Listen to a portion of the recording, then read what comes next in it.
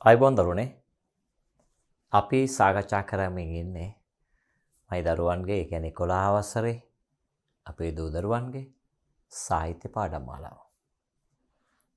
ඔබ දන්නවා මේ වෙනකොට ඔබගේ පාඩම් මාලාවේ පාඩම් අපි 13ක් ඉවර කරලා තියෙන්නේ. මේ 14 වෙනි පාඩමටයි යන්න සූදානම් වෙන්නේ. ඉතින් මයි දරුවනේ 10 11 පාඩම් මාලාව අතිශය සාර්ථකව අපි පැහැදිලි කිරීම කරගෙන ගියා. ඒවා අපේ දරුවන්ගේ ප්‍රතිචාර වලින් අපි දන්නවා. මොකද හැම දරුවෙක්ම මේ බලලා ඉවරලා බොහොම සතුටින් ඒගොල්ලොන්ගේ අදහස් දාලා තියුණා. පාඩම් ටික අපිට හොඳට පැහැදිලි සර්. ඉතා ඉක්මනින් මේ පාඩම් ටික ඉතුරු ටිකක් දෙන්න කියලා.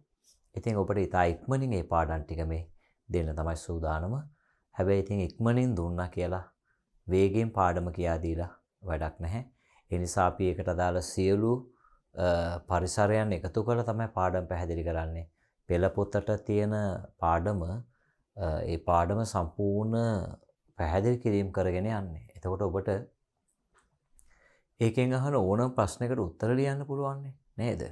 ඉතින් එතකොට අපි මුල ඉඳලා උම්මග්ග ජාතකය නේද? ඊටා සුපැහැදිලි කිරීම කරා ඒකේ ලිහිල් බසින් ලියන කතාවස්තුම ලිහිල් බසින් ලිව්වා. ඊළඟ උග්ගසේන කතාවස්තුව, ඊළඟට අඟුලිමාල දමනේ, සිංහබාහු නාට්‍ය නේද? මේවා පැහැදිලි කිරීම උපරිම කරලා තියෙනවා. ඒතර සංදේශ කාව්‍ය ගැනනේ. ඒවා හැම එකක්ම හැදිච්ච එකේ ඉඳලා කියලා දුන්නා. කෙටි කතාව කියන්නේ මොකක්ද කියලා හැඳින්වීම දුන්නා. අපට වැසිකිළියක් කියන කෙටි කතාව තුල. කෙටි කතාව ඉතිහාසයේ, කෙටි කතාවක මූලික ලක්ෂණ නේද? සාර්ථක කෙටි කතාව තුල තියෙන ලක්ෂණ මොනවද? අන්න ඒ ඔක්කොම කතා කළා. එතකොට මයි දරුවනේ අද කතා කරන්න හදන්නේ අපූර්වත්වයෙන් පිරුණු සුවිශේෂී කෙටි කතාවක්. ඒ තමයි දියමන්ති මාලය. මොකද්ද? ඇහෙන්න ගියන් දියමන්ති මාලය. නේ? බලන්නකෝ කෙටි කතා අතරින් අපූර්වත්වයෙන් පිරුණු නේද? අපූරු පැතිකඩක් ගැන කියවෙන ලස්සන කෙටි කතාවක් තමයි දියමන්ති මාලේ ගීත මෝපසාන්ගේ. එතකොට එතුමන් ගැන අපි ඉස්සෙල්ලා ඉගෙන ගන්නවා. එතුමා බොහොම ශ්‍රේෂ්ඨ චරිතයක්. එතුමා ජීවිතේ අවසාන කාලේ මහා කාලයක් හිටියේ නේ, අවුරුදු 40 ගානක් තුල නේද? සුව කරන්න බැරි රෝගී තත්ත්වයක් ඔහුට හැදුනා. අවසානයේ මිය ගියා. ඉතින් ඒ කොහොම නමුත් ඔහු බොහොම කටුකත්වයේ තුල ජීවිතේ දිනන්න වෙරදරපු චරිතයක්. අපි බලමු එතුමා මොන වගේ චරිතයක්ද කියලා. දියමන්ති මාලේ කෙටි කතාව. මේ කතුවරයා කවරෙක්ද? ප්‍රංශ ජාතික ගීද මොපසාන්. මුල් කෘතියේ නම ඩයමන්ඩ් නෙක්ලස්. කතුවරයාගේ උපන්දිනය කුමක්ද? 1850 අගෝස්තු 25. මොපසාන් උපන් රට කුමක්ද? ප්‍රංශය.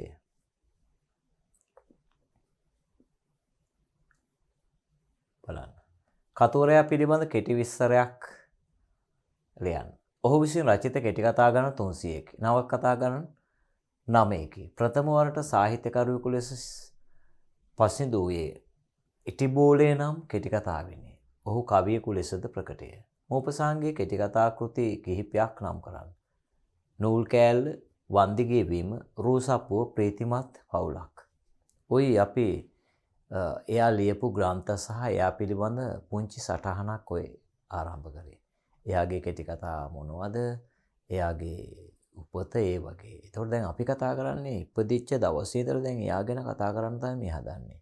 ඒතකොට ඔබට එයා ගැන ලොකු අවබෝධයක් ගන්න පුළුවන් මේ. අපි ඉගෙන ගනිද්දී ඒ කතුවරු ගැන අතිශයින්ම ඉගෙන ගන්න ඕන. එයාගේ ඉතිහාස කතාව ඉඳලම අපි ඉගෙන ගන්න ඕන. ඒක තමයි විශේෂත්වය. ඒ නිසා විදේශීය කෙටි කතා කියන කෘතිය තුල මම ඒ විස්තරයක් ඔබට ඉදිරිපත් කරනවා. ඒතර මේ මූලික ටික තියෙන්නේ ඔබට කෙටි ප්‍රශ්න 10ක් හදනවනේ. කෙටි ප්‍රශ්න 10ක් එනවා. ඒ කෙටි ප්‍රශ්න 10 තුල අහන්න පුළුවන් ගීත මුපසාන් විසින් රචිත කෙටි කතා දෙකක් නම් කරන්න. පැහැදිලිද? එතුමා උපන් රට කුමක්ද? ওই වගේ ප්‍රශ්න ටිකක් අහනවා. ඒකට උත්තර තමයි තියෙන්නේ. මුපසාන් ලියු නවකතා දෙකක නම් ලියන්න. අන්න හොඳ යාළුවෝ බෙල් අපි. එයා ලියපු නවකතා මොනවද කියලා ඇහුවොත් ඔබට කියන්න පුළුවන් වෙන්න ඕන මෙන්න මේක කියලා. මේව කෙටි කතාව සිංහලයට පෙරළු පරිවර්තකයා කවරෙක්ද? කේ.ජී. කරුණාතිලක. කවුද පුතේ? කේ.ජී. කරුණාතිලක. පරිවර්තකයාගේ මුල්ම පරිවර්තනය කොමක්ද? බිම්ගේ සිරකරුවා සහ ශ්‍රේෂ්ඨ රුසියානු කෙටි කතා. එයාගේ පරිවර්තන බිම්ගේ සිරකරුවා හරි අපූර්ව කෙටි කතාවක් ඒක. සිංහලට පරිවර්තනය කොට ඇති විශ්ව සාහිත්‍යයෙන් උසස් නවකතා 10ක් නම් කරන්න. බැද්දේගම, අපරාධය හා දඬුවම, ඇනා කැරුණිනා, තිත්තකෝපි, වනසරණ, යුද්ධය හා සාමය, ජේන් අය, සුදුවත හැඳිකත, මනුතාපය, දේව හස්තය. එතකොට මෙන්න මේවා ඔබ පාඩම් කරගන්න අනිවාර්යයෙන්ම අහන්න ඉඩකඩ තියෙන ඒවා තමයි මේ.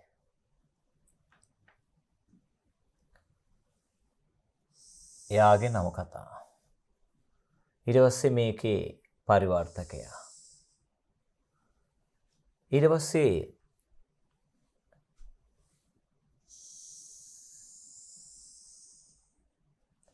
පරිවර්තකයාගේ මුල්ම පරිවර්තනය බිම්ගේ සිරකරුවා. ඊළඟට මෙන්න මේ ටිකෙන් සිංහලට පරිවර්තනය කොට ඇති විශ්ව සාහිත්‍යයෙන් උසස් නවකතා 10. පැද්දේගම, අපරාධය සහ දඬුවම, ඇනා කැරුණා, තිත්තකෝපි, වනසරණ, යුද්ධය හා සාමය, චේන් අය, සුදුවත හැඳිකත, මනුතාපය, දේව හස්තය. මෙන්න මේවා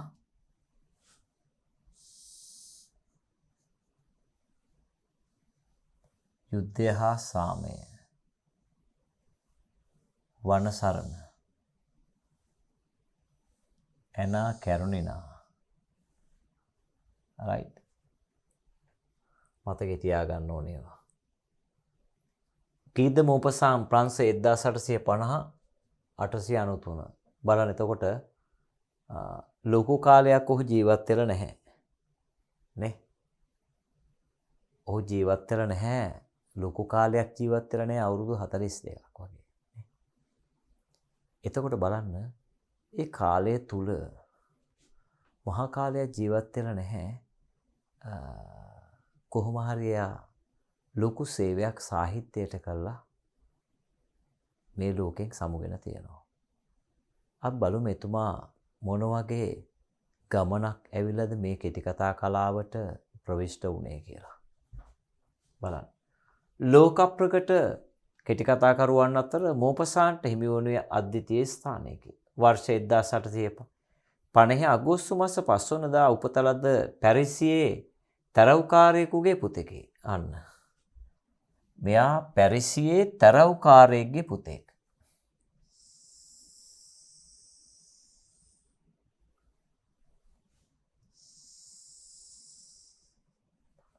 මොහුගේ දෙමාපියන්ගේ ජීවිතය අඬදබර වලින් ගහන වූ එකක් බවත් මෝපසාන් කුඩා කාලයේදීම ඔහුගේ මව සිය සැමියාගෙන් වෙන් වී ගම්බද පෙදෙසක සිය දරුවා සමග ජීවත් වූ බවත් වාර්තා වේ. ගැමි දරුවන් සමග ළමා කාලයේ ගෙවූ මෝපසාන් ඉක්බිතිව පල්ලියේ පූජකතුමාගෙන් ලතින් භාෂාව හදාරා වයස 13 දී ඉවිතෝහි කතෝලික පාඨශාලාවට ඇතුළු අතර 1867 දී කේන් විශ්වවිද්‍යාලයෙන් මැට්‍රිකියුලේෂන් විභාගයේ සමත්විය. පූජකයෙකුට විහිළු කිරීමේ හා විවාහය පිළිබඳ අසත්‍ය කවි පෙළක් ලිවීමේ වරදට වරක් මොහු පාසලෙන් අස්කල බවද වාර්තා වේ. ඔබට පේනවා ගීත මෝපසාන් අතිශය කටුක ජීවිතයකින් ආරම්භ වෙනවා. දෙමව්පිය ආරවුලක් ඇති වෙනවා. දෙමව්පිය ආරවුල තුල ඔහුට අහිමි වෙනවා. දෙමව්පියෝ සියල්ල බලන් දෙමව්පියන්ගෙන් වෙන් වෙන්න සිද්ධ වෙනවා. අම්මා දරුවා අරගෙන යනවා. තාත්තා වෙන් වෙනවා. දැන් බලන්න තාත්තා ටිකක් සැරපරුස චරිතයක් අම්මට ගහලා බැනලා කරද්දී මොන අම්මද ඉන්නේ? දරුවෝ තරන් යනවා. අම්මා කෙනෙක් වැඩිපුර පුතාට ආදරෙයි. පැහැදිලිද? ඉතින් සමහර පවුල්වල දෙමව්පියන්ගේ ඔය කියන කටුකත්තේ ඔය හැලහැප්පිලි ඉස්සරහා දරුවෝ අසරණයි. දරුවන්ගේ ජීවිත කතාව ලස්සන ලියාගන්න බැරි වෙනවා. හැබැයි ඒකම අභියෝගයක් කරගෙන ජීවිතේ දිනපු මිනිස්සු ඉන්නවා. ඒ අය අතරේ එක්කෙනෙක් තමයි ගීතමෝපසාන. බලන්න එනවා.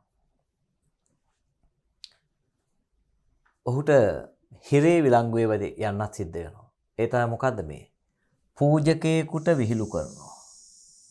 විවාහය පිළිබඳ අසත්‍ය කවි පෙළක්.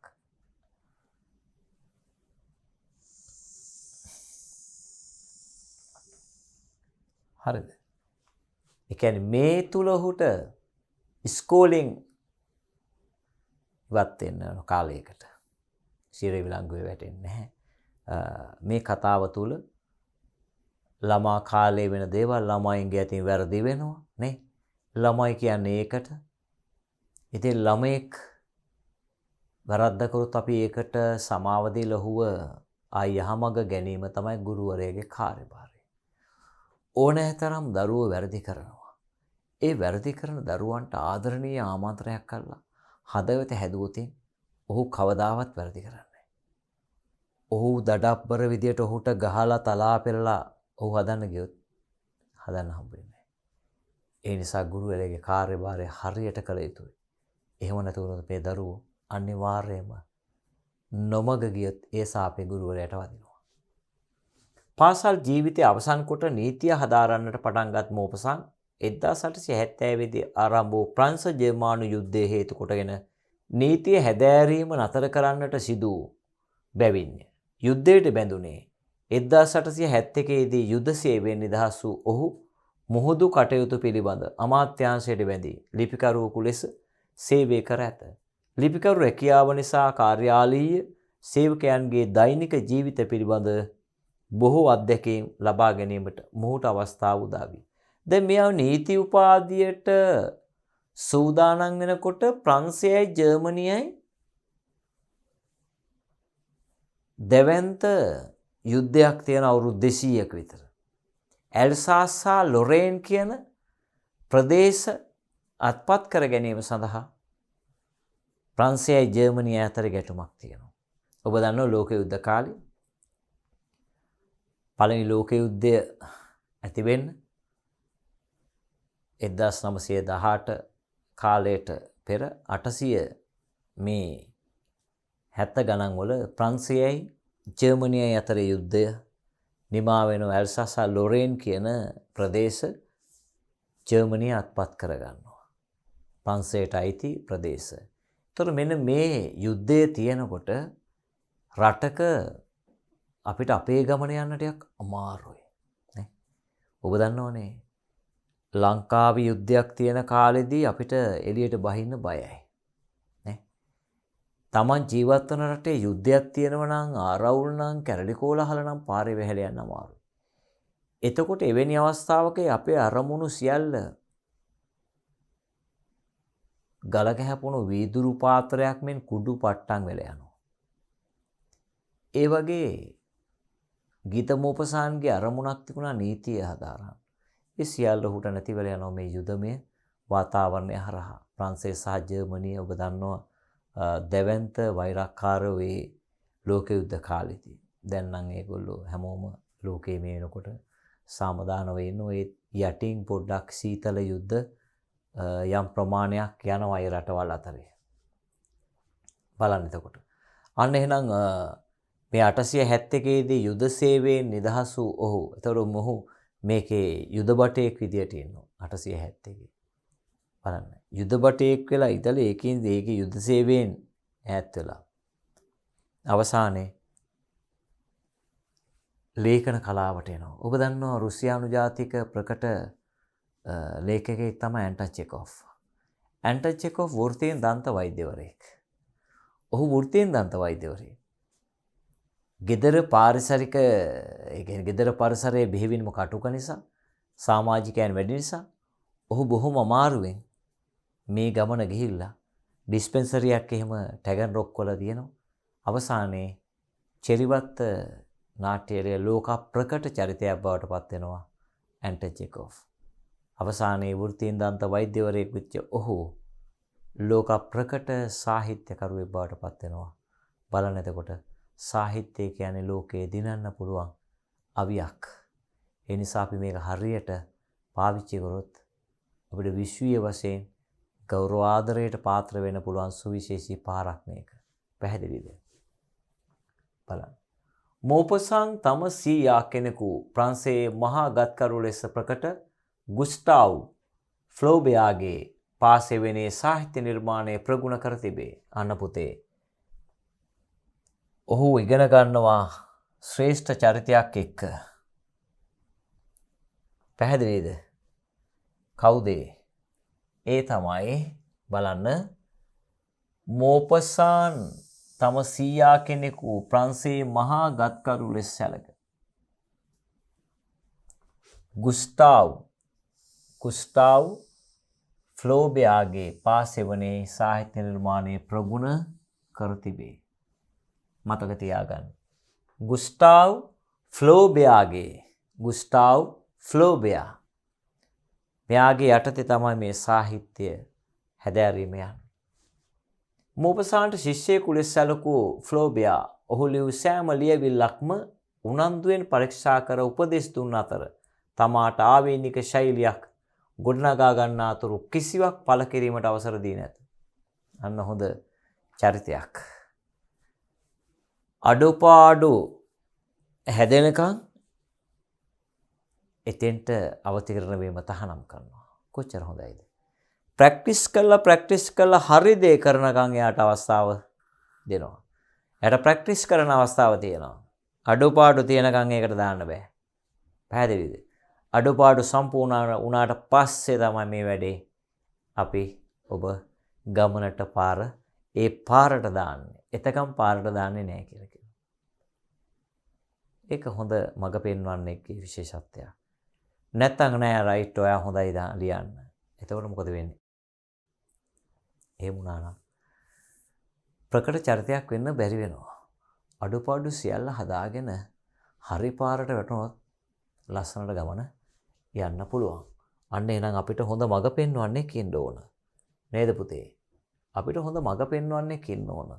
ඒ නිසා තමයි හොඳ ගුරුවරයෙක්ගේ ආభాසය අවශ්‍ය වෙන්නේ. ගුරුවරයෙක්ගේ සෙවණේ හැදෙන්න ඕන.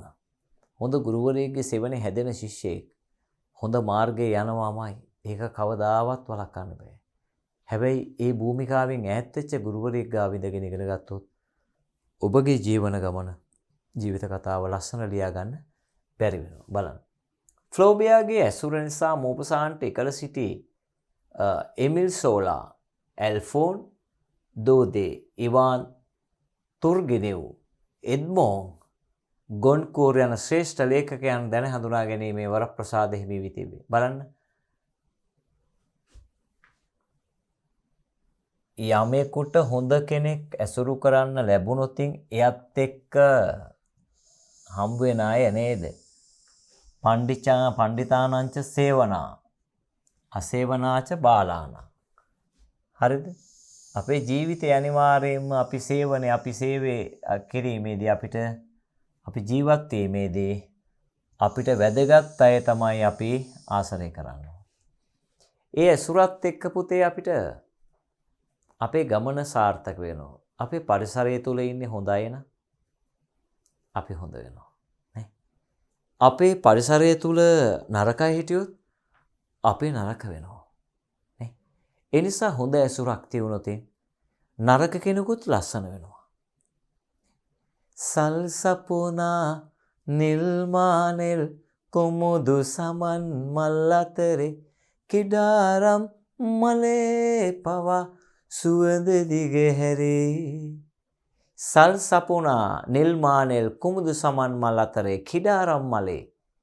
කිඩාරම් මල කියන්නේ ගඳ ගහන පලාතක් දුර්ගන්ධය හමන මලක්. සුවඳ වැඩිකමට ගඳයි.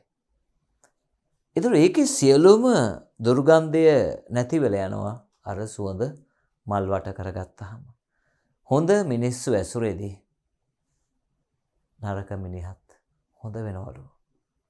ඒක තමයි ලෝකේ ඇත්ත. නරක මිනිස්සු ගාවට හිටියොත් හොඳ මිනිහත් නරක වෙනවලු. එහෙනම් මගේ දරුවනේ ඇසුර භයානකයි. හොඳ ඇසුරක් ඔබ තුළ ගොඩනගා ගන්න ඕනමයි. ජීවිතේ දිනන්න නම් ඒක ඕනමයි. නැත්තම් ජීවිතේ ලියා ගන්න බැරි වෙනවා අපිට හරියට. ඒක තේරුම් ගන්න. බලන්න. එතකොට එයාට මෙන්න මේ කියන ශ්‍රේෂ්ඨ චරිත එක්ක සම්බන්ධ වෙනවා. ඒ ඔහුට ලේඛකයෙකු ලෙස පෙරට එමට වහල් වී ඇත. 1880 දී එමිල් සෝලා විසින් ප්‍රංශ ජර්මානු යුද්ධය පිළිබඳව කෙටි කතා සංග්‍රහයක් පළ කරන ලදී. කවුද? එමිල් සෝලා විසින්.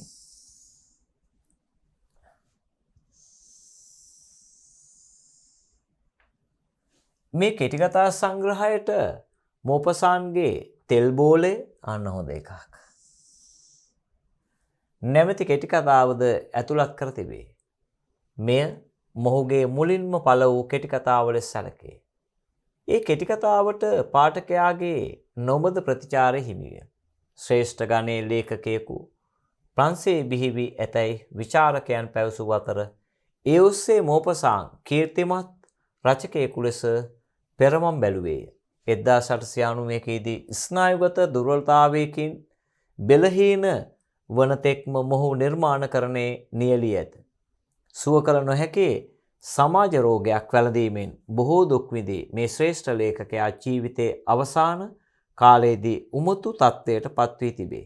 1892 දී ඔහු සිය ගෙල කපාගෙන සිය දිවි හානි කර ගැනීමටද තැත් කර ඇත. එහෙත් ඒ වෑයම අසාර්ථක වී තිබේ. 1893 ජූලි මාස 6 වන දින මොපසාන් අවසන් හුස්ම හෙළන විට ඔහුගේ වයස අවුරුදු 42කි. මේ ශ්‍රේෂ්ඨ චරිතය බලන්න. යම් හේකින් පාර මාරුණොත් පාර වරදිනවාමයි. ඒ නිසා ඔබ කොච්චර දක්ෂයෙක් වුවත් ඔබගේ ආකල්පමය වශයෙන් ඔබ පිරිහුණොත් ඔබ ලෝක ප්‍රකට විද්‍යාඥයෙක් වුණත් නැහැ. ඔබ පිරිහෙනවා. ඒ නිසා අපිට ඇටිටියුඩ් ආකල්ප අප තුළ අනිවාර්යයෙන්මයි පුතේ ප්‍රගුණ කළ යුතුමයි. ඒතර ඔබට පැහැදිලි මේ ශ්‍රේෂ්ඨ චරිතය අවුරුදු 42යි ජීවත් වෙන්නේ. නේ? ඔහු කෙටි කතා 300ක් ලියනවා. තොර මෙයා ගැන මේ විදේශීය කෙටි කතා සංග්‍රහය කියන කෘතිය තුල තමයි මේ විස්තරය සුපැහැදිලි කරලා තියෙන්නේ.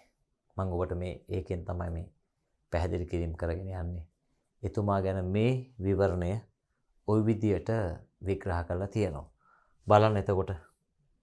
මොපසාන් සිය ජීවිත කාලය තුලදී කෙටි කතා 300කට අධික සංඛ්‍යාවක් රචනා කර තිබේ. ඔහුගේ බොහෝ කෙටි කතා අතිශයින්ම චමත්කාරජනක වූත් ගැඹුරු වූත් නිර්මාණ ලෙස තවමත් පිළිගැනේ. බලන්න මොපසාන් සිය ජීවිත කාලය තුලදී කෙටි කතා 300කට අධික සංඛ්‍යාවක් කෙටි කතා කියද පුතේ 300කට අධික සංඛ්‍යාවක් රචනා කර තිබේ. ඔහුගේ බොහෝ කෙටි කතා අතිශයින්ම චමත්කාරජනක වූත් අන්න ගැඹුරු වූත් නිර්මාණ ලෙස තවමත් පිළිගැනේ. ඔහුගේ නිර්මාණ බෙහෙවින්ම චමත්කාරජනකයි. ඒ වගේම ගැඹුරුයි. හොඳ අර්ථයක් තියෙනවා. හොඳ ජීවන දර්ශනයක් තියෙනවා. ඒක කියවන කාටත් ජීවිතය හදාගන්න ගොඩක් දේවල් කියලා දෙනවා. ඔබට තියෙන දියමන්ති මාලේ කොච්චර දේවල් කියනවද? නේ? පෞල් පරිසරය තුල ජීවත් වීමේ දේ අපේ හැසිරිය යුතු ආකාරය. පෞල් පරිසරය කොහොමද ගොඩනගා ගන්නේ? ස්වාමියා භාර්යාවට කොහොමද සලකන්න ඕන? භාර්යාව ස්වාමියාට සලකන්න ඕන කොහොමද? ඕනමට වැඩිය ඕනම දෙයක් හොඳ නෑ කියලා කියනවා. නේද? දැඩි ආසාවන් පසුපස යෑම විනාශයට මුල වෙනවා. හරි අපූර්ව කතාවක් විදිහට අපි ඉස්සරහට ඒ ගැන කතා කරනවා. ප්‍රංශයේ නාගරික ජීවිතය, ඉහළ මැද පන්තියේ ජීවිතය, විවිධාර්ථික හා සමාජික බලවේග වලින් පීඩිත මිනිසුන්ගේ ජීවන තතු මොහුගේ සියුම් නිරීක්ෂණයට ලක් වී තිබේ. අන්න. යාගේ විශේෂත්වය තමයි යාගේ කෙටි කතාවලට මුල් වෙලා තියෙන්නේ.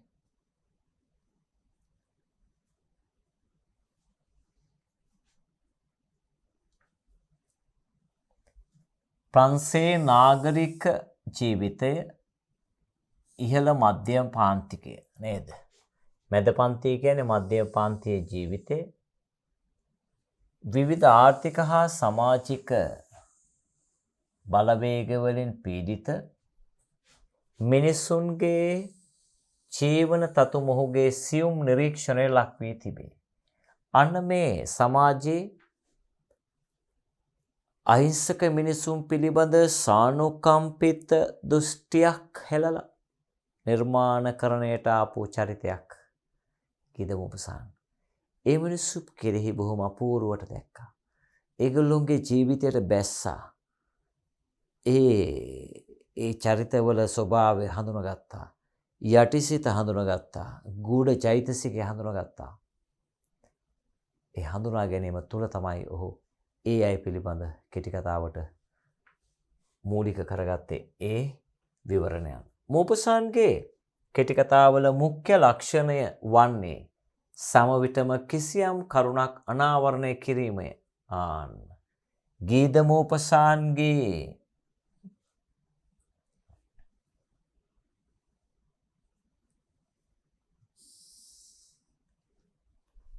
කෙටි කතාවල මුඛ්‍ය ලක්ෂණය වන්නේ කිසියම් කරුණක් අනාවරණය කිරීමය.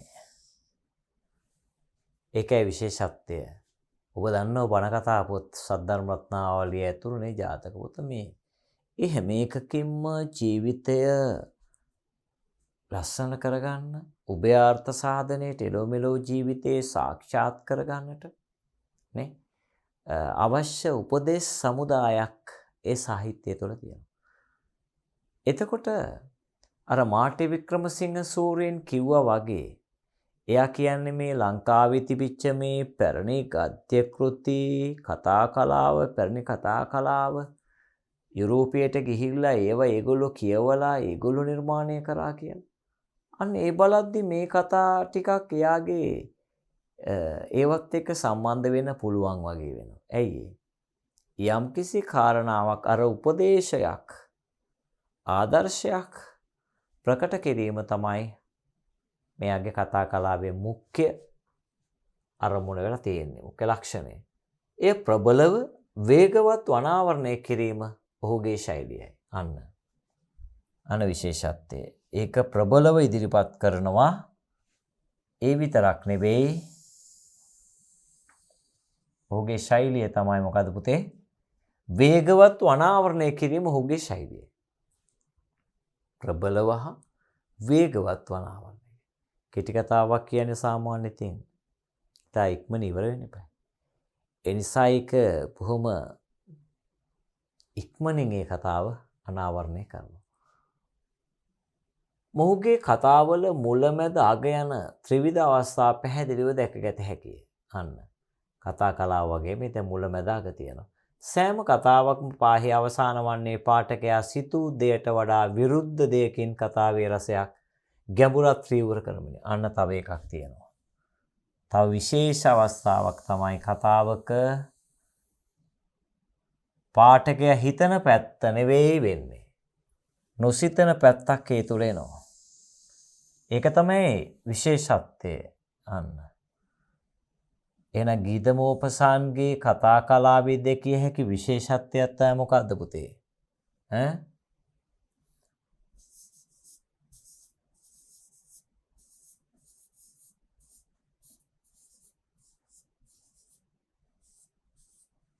ගීතමෝපසාන්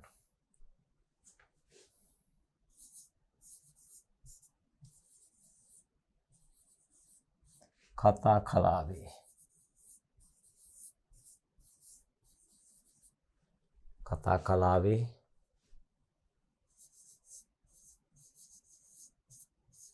දෙකිය හැකි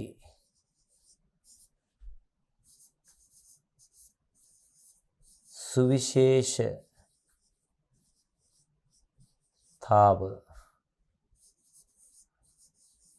නම් මොකද්ද බලන්න.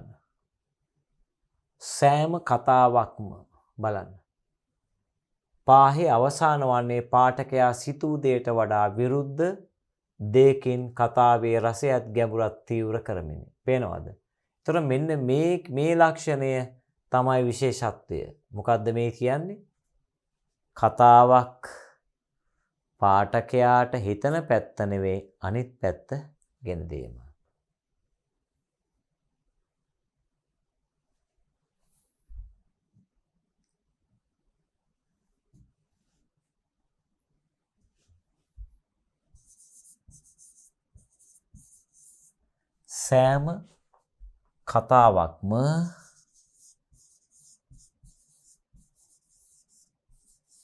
සෑම කතාවක්ම පාහේ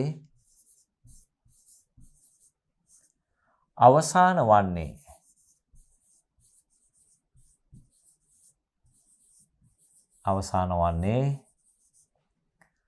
ඒ කියන්නේ හැම කතාවක්ම අවසන් වෙන්නේ පාඨකයා සිතූ දෙයට වඩා පාඨකයා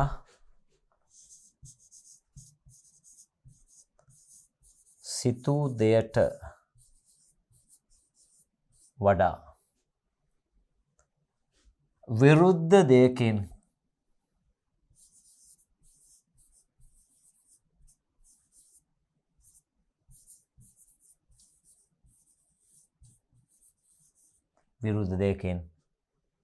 කතාවෙහි රසයත් ගැඹුරත්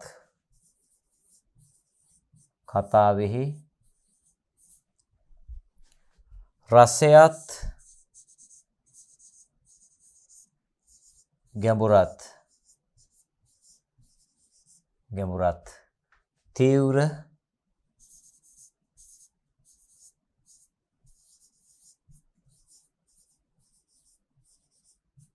ඒ කියන්නේ දැන් මේ විදියම නාට්‍යයක් ලියවෙනවා. බර්ටෝල්බෙස්ගේ හුණු වටේ නවකතාව. ඔබ ඉගෙන ගත්තානේ. ඔබට මම කියා දුන්නා. ඒකෙදි කවුරුත් හිතන්නේ නටාලියාට දරුවා අයිති වෙයි කියලා. හුණු වලල්ලක් ගහලා රවුමක් ගහලා මේකේ දරුවා තියලා අදින්න දෙනකොට ග්‍රූසයි මේ දෙන්න අදින්න ගන්නකොට ග්‍රූසා අතාරිනවා. ඇතෑරියහම ප්‍රේක්ෂකයෝ ඇස් දෙක පියාගෙන තුස්නින් භූත වෙලා බලන් ඉන්නවා. තීන්දුව මොකක් වෙයිද? අසඩක් මොකද්ද දෙන්න තීන්දුව? ප්‍රේක්ෂකයෝ හිතන්නේ ග්‍රූසා පරිදි ග්‍රූසාට දරුවා හම්බෙන්නේ නැහැ කියලා. හැබැයි අසඩක් තීන්දුව දෙනවා. දරුවා අයිති විය යුත්තේ හැදූමවට මිස වැදූමවට නෙවෙයි කියලා. දරුවා වදන්න පුළුවන්, හදන්නයි බැරි. වදලා දාලා යන්න පුළුවන්. ඔය පාරේ දාලා යන්න. එතකොට පාරේ දාලා ගියපු එකෙක් හැදුවට පස්සේ ඉල්ලන්න આવොත් අයිතිය තියෙන්නේ හැදූ කෙනාට. බලන්නකෝ. අපූර්ව දහමක් අපූර්ව දර්ශනයක් ඔහු ඒක තුල කියා දෙනවා. අන්න ඒ වගේ ප්‍රංශේ ජර්මනියේ එක ළඟ තියෙන්නේ. එහෙනම් ගීත මූපසාන්ගේ කතා කලාවෙත් විශේෂත්වය තමයි පාඨකයා හිතන පතන දේ නෙවෙයි ඒකේ අනිත් පැත්ත තමයි වෙන්නේ. අන්න විශේෂත්වය. සෑම කතාවක්ම පාහේ අවසාන වන්නේ පාඨකයා සිතූ දෙයට වඩා විරුද්ධ දෙයකින් කතාවෙහි රසයත් ගැඹුරත් තීව්‍ර කිරීමයි. හරිද? මේ ලක්ෂණයේ මනාව දක්න ලැබෙන දියමන්ති මාලය. එහෙනම් මේ කතාව ලස්සනටම තියෙනවා පුතේ මොහොගේද? දියමන්ති මාලය තුල. පැහැදිලිද? මොන මාලයද? දියමන්ති මාලය තුල.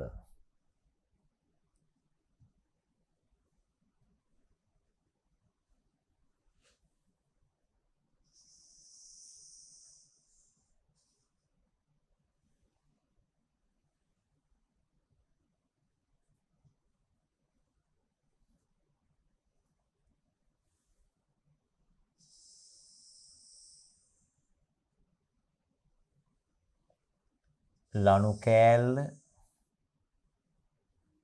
සන්තෝෂයේ වැනි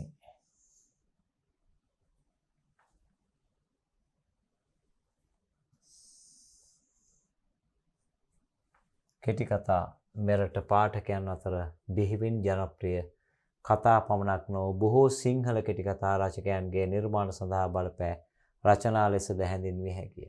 බලන්න එහෙනම් මෙයාගේ මේ කතා කලාව ශ්‍රී ලාංකීය කතාකරු කියවලා ආభాසයට ලබලා කතා කලාව ඒගොල්ලෝ රසවත් කරගත්තලු මෙයාගේ කතා කියවලා. ඔබ දන්න ලංකාවේ ගොඩක් කෙටි කතා කරුවෝ ගත්තාම විදේශී ආభాසය ලබලා තියෙනවා. උදාහරණයක් මම ගත්තොත් එහෙම ගුණදාස අමරසේකර සූරීන්. ඔහුගේ කෙටි කතා කලාවේ බොහෝමයක් රුසියානු කෙටි කතා ආభాසය තියෙනවා. ඔහු ලියනවා බයිසිකලයේ කෙටි කතාව. ඒකේ ආభాසය සම්පූර්ණයෙන්ම ගන්නේ රුසියානු ජාතික නිකොලායි ගුගල්ගේ හිම කබාය. ඒතර නිකොලායි ගුගල්ගේ හිම කබාය කියන කෙටි කතාවේ ප්‍රධාන චරිතය අකගේ අකකිච්චේ. ඔහු වැඩ කරන්නේ තැපැල් කන්තෝරුවක.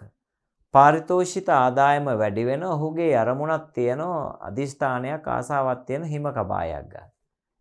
මේ සල්ලි වැඩි වීමෙන් හිම කබායක් ගන්නවා. හිම කබාය ඇඳලා ජැන්ඩියට බොහොම ලස්සනට සතුටින් දැන් පාර එනකොට හොරු කණ්ඩායමක් විසින් හිම කබාය උදුර ගන්නව ගහලා. එයා උම්මත්තකෙක් වෙලා කතාව ඉවර වෙනවා. බයිසිකලයේ කෙටි කතාවේ ප්‍රධාන චරිතය වෙන්නේ සියදෝරිස්. සියදෝරිස් බයිසිකලයේ ගන්න ආසාවෙන් තමයි හැමදාම ඉන්නේ.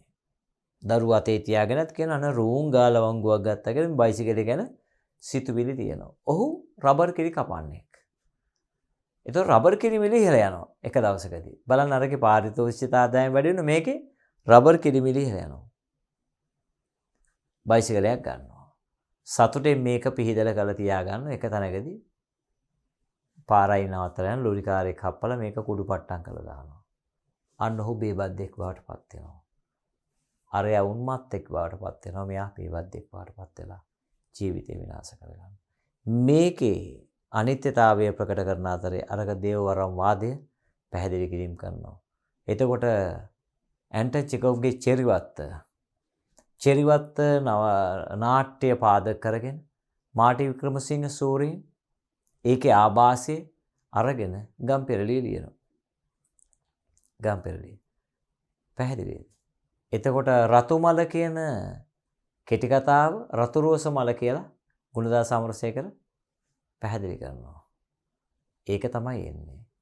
ඉතින් ඔයගේ අවුරුදු සිහිනය මේ හැම එකක්ම ආభాසය සම්පූර්ණයෙන්ම විදේශී ආభాසය. ඒතර ඒ ආభాසය තමයි මේ ගීදමෝපසාන්ගේ කෙටි කතා කලාවේ ආభాසය. රුසියන් ජාතික ඇන්ටන් චෙකෝව්ගේ ආభాසය. ඒක තමයි විශේෂත්වය. අන්න එහෙනම් ඔබට පැහැදිලි එයාගේ සුවිශේෂී කෙටි කතාව තමයි දේමන්තිමාලය, ලනු කෑල්ල, සන්තෝෂය. ඒතර අන්නේ ඒකෙන් ඔය පාඨකයා හිතන පැත්ත නෙවෙයි වෙන්නේ. වෙන්නේ හාත්පසින් වෙනස් වෙච්ච පැතිකඩක්.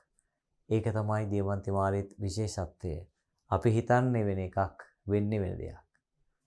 දේමන්තිමාලය අරගෙන යන්නේ බලනකොට රෝල් කෝට් එකක්. අපි හිතන්නේ මේක මහා එකක් කියාගෙන යන්නේ. බලද්දී රෝල් කෝට් එකක්. මෝපොස්සාන් තම කතා කලාව උගත් අන්දම විස්තර කරන්නේ මෙසේය.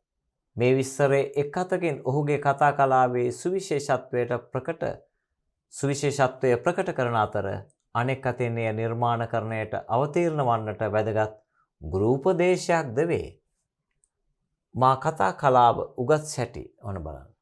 මා ඉඳහිට හමුවීමට ගිය ෆ්ලෝබෙයා මට ආදරේ දැක්වුවේය. මම ධෛර්ය සම්පන්නව මගේ රචනා කීපයක් එතුමාට ඉදිරිපත් කළෙමි.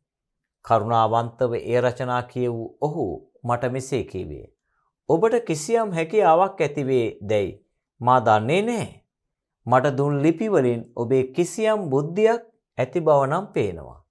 හැබැයි තරුණයා මේක අමතක කරන්න එපා. හැකියාව කියන්නේ අර බූපන් කියනා වගේ මොකවත් නෙවෙයි. හොඳ ඉවසීමයි වැඩ කරන්න. දැන් මෙයා පැහැදිලි කරනවා. තරුණයා මෙන්න. දැන් මුලින් එයාගේ වට බලන්නකො කියන හැටි. එයා පැහැදිලි කරනවා එයාගේ වට හොඳයි කියලා කියන්නේම නෑ. අඩුපාඩු තියෙන නිසා එයාට ඔළුව හදනවා. හරියට වැඩක් කරපන්. දාන නම් හරියට වැඩක් කරපන්. ඒකෙන් ඔබ පළවෙනි එකෙම ඔබගේ නම යන්න පුළුවන්. ඔබ දාන එකෙන්ම අසාර්ථක වුණොත් ඔබට කෙටි කතානේ මුකුත් කරන්න එපා වෙනවා. අන්න ඒකයි පුතේ විශේෂත්වය. කරන දේ හරියට කරනවා. හරියට කරොත් තමයි ඒක ප්‍රතිලාභ අපිට අත්විඳින්න හම්බ වෙන්නේ. හරියට කරේ නැත්නම් බාගෙට කරොත් වැඩේ හරියන්නේ නැහැ. නේද? ඒ හින්දා තමයි අපි හැම විටම කරන වැඩේ හරියට සිහි ඇතිව නේද? හික්මීමේ සංයමයේ කළ යුතු වන්නේ. ඒක තමයි වැඩේ හරියට කරන්න පුළුවන්. ඒ නිසාමයි පුතාලා හොඳට තේරුම් ගන්න ඕන කරන දේ හරියට කරන්න. හරියට පාඩම් කරන්න. පාඩම් කරන විදිය තේරුම් ගන්න. ටෙක්නික් එක හදා ගන්න. වැඩේ ගොඩ දා ගන්න පුළුවන් එක සැරේම. පැහැදිලිද? බලන්න. එතකොට යායේ කියන කතාව තුළ අපිට ලොකු දෙයක් තේරුම් ගන්න පුළුවන්. මම වැඩ කළෙමි. එසේම ඔහු හමු වීමටද නිතර ගියෙමි. ඔහු මා කෙරෙහි පැහැදී ඇති බව දැනගත්තේ විහිළුවට මෙන් මා ඔහුගේ ගෝලයායි හැඳින්වූ හේයින්. දැන් මේ ඔක්කොම එයාට පේනවා මෙයාගේ ගමන මෙයාට බුද්ධියක් තියෙනවා. පැහැදිලිද? අවසානයේ මෙයාගේ ලෝක ප්‍රකට චරිතයක් බවට පත් වෙන්න පිටිවහලක් වෙන්නේ මෙන්න මේ ෆ්ලෝපියා. ජීවිතේ දිනන්න පාර කියා දෙන කෙනෙක් කොහේ හරි අපිට ඉන්නවා. ඒ අය අපි සුරක්ෂිතව ඒ අය කියන දේවල් අහලා අපේ ජීවිතය ලස්සන කරගන්නවා. එහෙම කරගත්තොතින් තමයි මගේ පුතේ අපේ ජීවිතය ලස්සන වෙන්නේ.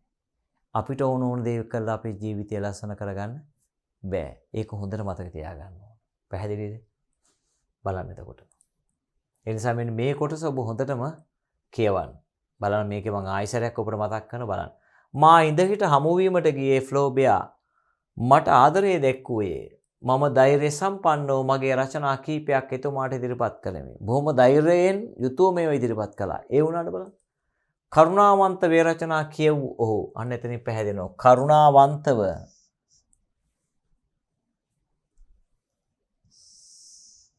ඒ රචනා කියවූ ඔහු මට මෙසේ කීවේ. ඔබට කිසියම් හැකියාවක් ඇති වේදයි මා දන්නේ නැහැ. හැකියාව තියෙද මා දන්නේ නැහැ. එයා එකක් කියනවා. මට දුන් ලිපි වලින් ඔබේ කිසියම් බුද්ධියක් ඇති බව නම් පේනවා.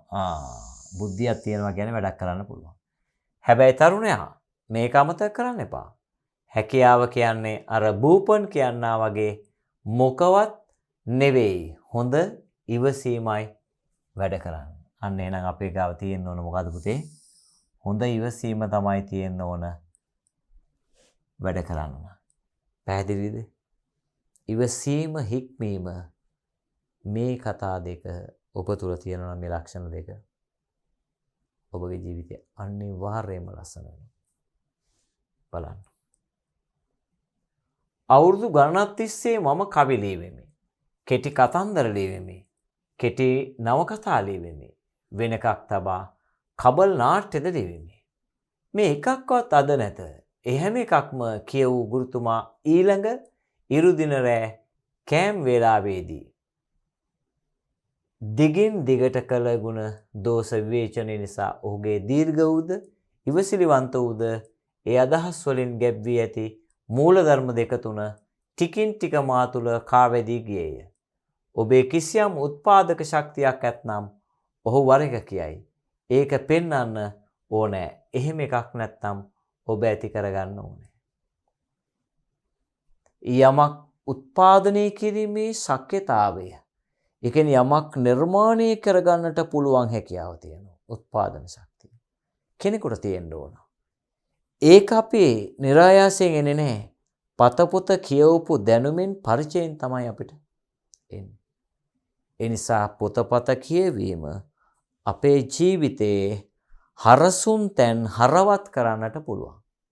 හරවත් තැන් තවදුරටත් ඒවා ප්‍රගුණ කරගන්න පුළුවන්. ඒ නිසා පොතපත කියන්නේ අපේ දෙවියෝ අපේ විඥානය ලස්සන කරන්නේ ඒකේ. ඒක හොඳට තේරුම් ගන්න.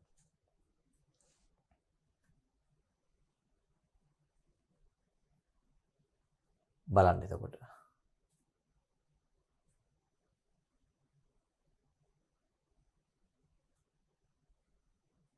හැකියාව නම් හොඳ ඉවසීමේ. ඒ විසීමෙන් යුක්තව තමාට විස්තර කිරීමට අවශ්‍ය හැම දෙය දෙසම ඇතිතරම් කල් පරීක්ෂා සහිතව බලා සිට. එතෙක් කිසිවකු නොදුටු විරූදෑ සොයා ගැනීම අවශ්‍යයි.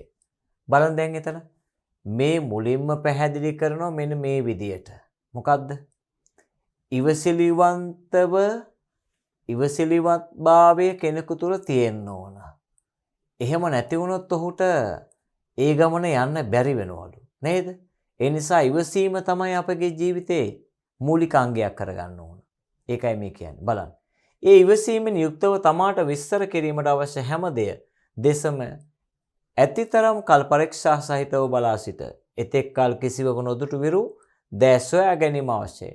හැම වස්තුවක් දෙසම పూర్වෙහි අන්‍යයන් කියා ඇති කරුණු සම්බන්ධ හැඟීමකින් යුක්තව පමණක් අපේ ඇස් යොමු කිරීමට අප පුරුදු වී සිටින හේයින් සෑම දෙයක් කෙරෙහි මෙතෙක් සොයා නොගත් පිරු ඇතැම් ලක්ෂණ මාත්‍රයක් අන්තර්ගත වේ. ඊතා අප්‍රධාන දේවල් පවා බින්දු මාත්‍රයක් හෝ අප්‍රකට කොටසක් හෝ ඇත. අපි මේ දෑ සොයමු. ඇවිලෙන ගින්නක් හෝ කුඹුරක ගසක් හෝ විස්තර කිරීම සඳහා ඒ ගින්නෙහි හෝ ගසෙහි හෝ එයටම සීමා වූ විශේෂත්වයන් අපි දකිනතුරු ඒ ගින්න හෝ ගස ඉදිරියේ නැවතී බලා සිටිමු. ගින්න දිහා බලාගෙන ඉන්න ඕන, ගහ දිහා බලාගෙන ගහ පිළිබඳ අපේ අතුලාන්තය විමසීම. ගින්නේ යථාර්ථයේ තේරුම් ගන්න ඕන. ගසේ පලහට ගන්නව නම් ඒකේ යථාර්ථයේ තේරුම් ගන්න. ඒකේ තේරුම් ගන්න නම් ඒ දිහා හොඳට බලන්න ඕන. බලාගෙන හිටියොත් තමයි ඒක තේරුම් ගන්න පුළුවන්. බලන්න නැතුව තේරෙන්නේ. ඒ නිසා ඕනම දෙයක් අපි අවබෝධයෙන් යුතුව බැලුවොත් ඒක තේරුම් ගන්න පුළුවන්. අවබෝධය තිබුණොත් අපිට පුළුවන් ඒක හරියටම නියම විදියට තේරුම් ගන්න. අවබෝධය නැතුව යමක් කියුවට තේරුම් ගන්න බෑනේ ඔබ දන්නවනේ. අවබෝධයත් එක්ක කියවොත් තමයි ඒක තේරුම් ගන්න පුළුවන්. බලන්න.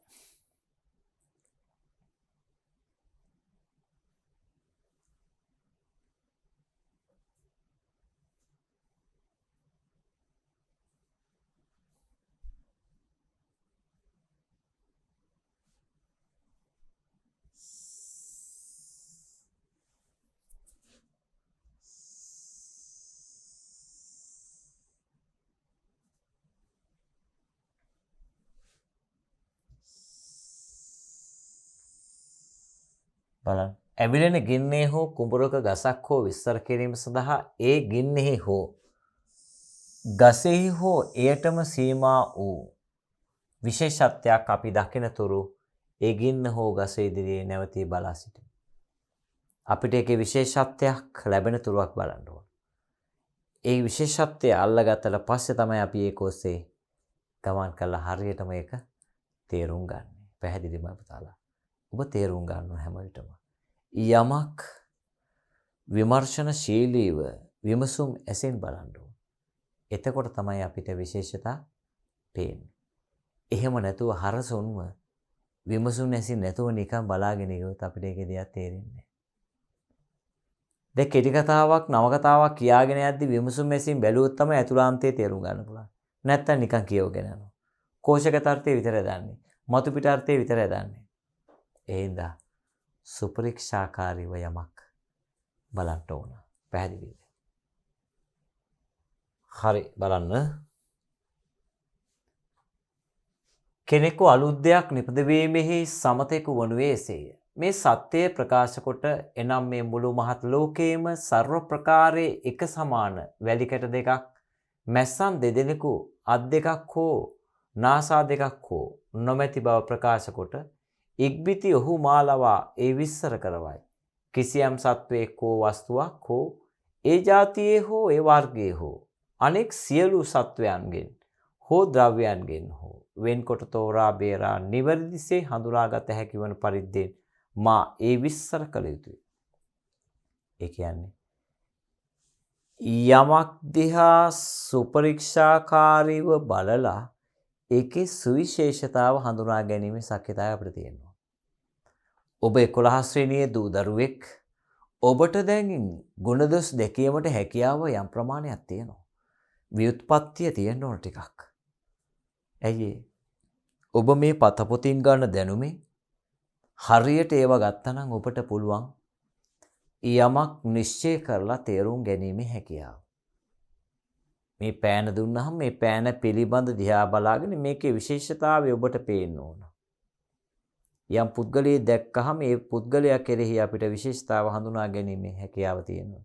අන්න එහෙම වුණොත් තමයි අපිට හරි නිර්මාණයක් කරන්න අපිට පුළුවන් වෙන්නේ. පැහැදිලිද? බඩු තබාගෙන හිඳගෙන ඉන්න සිල්ලර බඩු වෙලෙන්දකු හෝ පයිප්පේ උරමින් ඉන්න මුරකරයෙකු හෝ කුලී රත්න නැවතුම් පළක් හෝ ඔබට හමු විට ඒ වෙලෙන්දා හෝ මුරකරුවාද ඔවුන්ගේ ඉරියව් ඔවුන්ගේ සම්පූර්ණ ශාරීරික හැඩරුව ඔබ මට පෙන්විය යුතුය. එසේම අනෙක් වෙළඳුන්ගෙන් හා මුරකරුවන්ගෙන් වෙන්කොට හඳුනාගත හැකි පරිදි ඔවුන්ගේ සම්පූර්ණ චරිත ස්වභාවය ඔබ මවන චිත්‍රයට අනුකූල වන පරිද්දෙන් මට පෙන්විය යුතුය. එකරිය අශ්වයෙකු ඌට පෙර ආතුව සහ පසුව ගියා වූ අනෙක් අශ්වයන් 50 දෙනෙකුගෙන් මුළුමනින්ම වෙනස් වන අයුරු ඔබ එකම වචනයකින් මට හඳුනා ගැනීමට සැලැස්විය යුතුය. ඔහු මට මෙසේ කියනු ඇත. බලන්න. ඒ තමයි කෙනෙක් හරි පාරට යවන විදිය. ඒක විය යුතුමයි. එහෙම නැති වුණොත් ඔහු පාර තුල මම්මුලා වෙනවා. හරි පාර කියා දෙන්න ඕන, යන විදිය ටෙක්නික් කියා දෙන්න ඕන. කියා දුන්නට පස්සේ තියෙන්නේ බලාගෙන ඉන්න. එයා යන පාර බලාගෙන ඉන්නේ. යද්දි පාර මේ වෙනකොට පොඩ්ඩක් ඔහු හරියටම ඒකට ට්‍රැක් කරන්න ඕන, පාරට යන්න හදන්න ඕන. බලන්න එහෙනම් ගීත මෝපසාන් කියන්නේ හරි අපුරු චරිතයක්. බලන්න. මුළු ජීවිත කාලයම නිර්මාණකරණේ හැදෑරීමට නිර්මාණය කරලත් කැප කළ මෝපසාන් තමාට වැළඳී තිබුණු සමාජ රෝගයේ සුව නොවිමින් ලත් පීඩනය නිසා 1893 දී සිය පණ නසා ගත්තේ. අවුරුදු 13ක් පමණ වූ කාලයක් තුල නවකතා 6ක්ද කෙටි කතා 300කට අධික සංඛ්‍යාවක්ද හිතෙම රචනා කළේය. ජීවිතේ විනිවිද